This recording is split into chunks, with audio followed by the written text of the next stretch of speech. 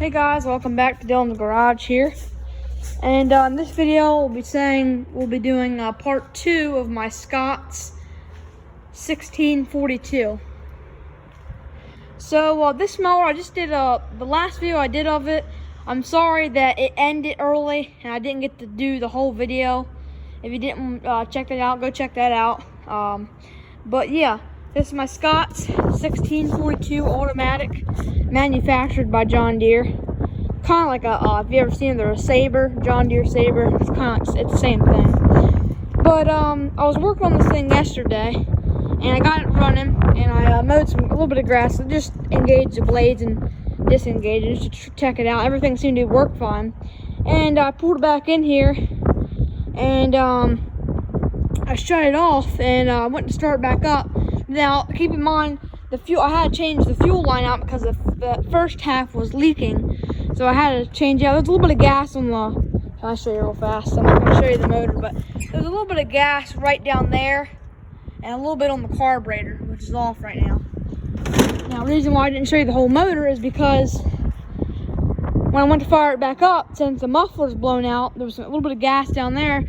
It backfired and the whole thing caught on fire. So luckily it didn't tear anything up too bad, too major. But yeah, so it did melt the plastic here a little bit, and it did melt a couple wires, which I don't know what they went to, and I didn't use them, so that's all right, I think. And I just put a brand new throttle piece in, and I think it might have melted, which was $6. I just got it in, but I think it might still be usable. I'm not for sure, but I'm pretty sure it's still usable. But fortunately, the carburetor, that is a different story. It didn't melt any of the air breather cover. Well, it did sort of. You can see it melted a little bit, but not bad. I had to push the thing outside. It was sitting in here when I caught on fire. I had to push the thing outside real fast, and it was on fire. Keep in mind, the whole motor was on fire at this point. I had to run all the way over to that blue thing, which is the water hose, and I had to turn it on. I had to come all the way back here, and it was out. This mower was just like where it's sitting.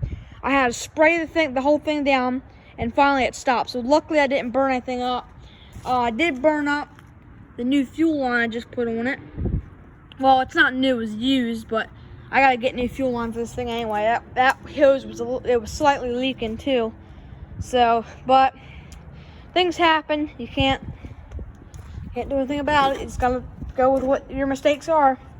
I should have wiped the gas up, but I didn't think in mind if it was gonna backfire. But yep, it didn't tear the gasket up. It looks like that was fine. Oh, there's no gasket there. It must be my carburetor, but it did tear up that wire, and hopefully it'll still run with this without that wire being burnt. But yeah, so that's about it. But so we're gonna have to get rather a new carburetor or fix the old carburetor. Let me show you the carburetor. I'm going to put my gloves on because the carburetor is dirty.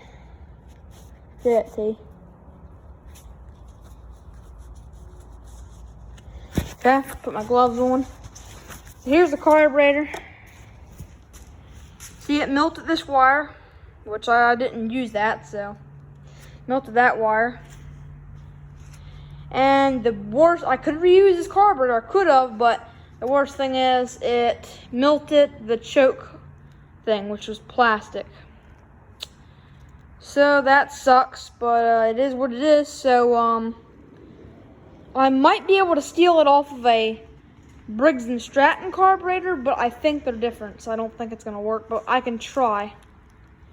But this is kind of just an update on it. Last video I was swapping out the rear wheels, which was those, which they seem to be still holding a little bit of air, so I don't know why I did that. But I put these Turf Saver cars all on them, and I also moved the seat up so I can fit on it, because before I could reach it, but I had to kind of reach hard to get to this clutch. But now I can sit right. I moved the seat up, and I did power wash it, but that was before I even made the first video. I power washed it. So, but yeah, gonna have to try to fix this carburetor.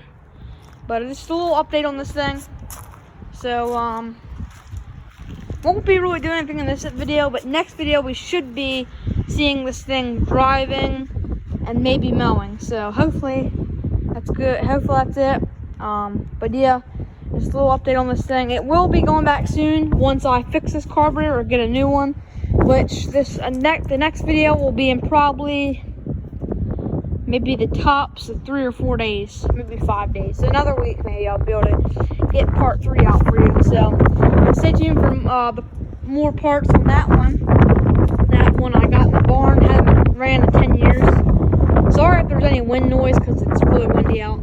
But yep, so that one I got in the barn for $10. Oh no, my bad, I got it for free. It was in a barn for 10 years and I finally got it going. So check that video out if you haven't. So but yep, this leads us to this. And the deck's not in bad shape or anything, so I was thinking at first just taking the motor off of it, but also I don't know if I showed you in the last video, but somebody messed with the wiring very badly, so I'm gonna have to figure out the wiring, and then I think it'll be a good mower. So I'll have to paint the back rims gray or paint the front rims black to match. And then this of course is broken, but nobody's gonna want to care with it. If it mows and runs, I gotta get a muffler to it, so I gotta do some stuff to it. But we might be able to get this thing going and maybe sell it. I don't know for sure. I'm hoping we sell it to make some money because I am very low on money right now.